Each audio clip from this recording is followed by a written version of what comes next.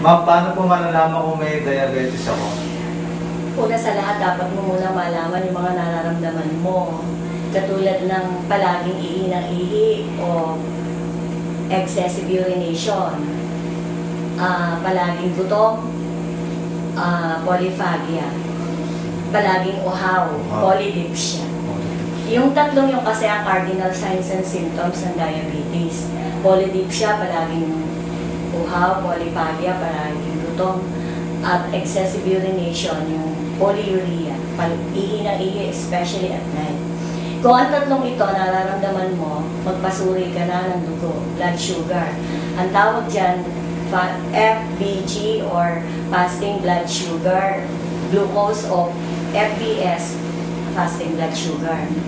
Ang normal is usually 90 to 100 milligrams per DL.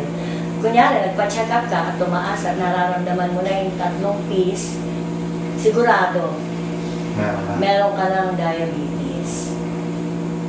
Ulit tanong, anong araw ko pwedeng magpa-konsulta dito? Available sa General Elias Memorial District Hospital every 4th Wednesday of the month.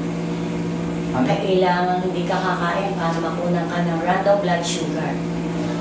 At yun tuwing 4th Wednesday of the month, usually 6 to 11 a.m. ang consultation.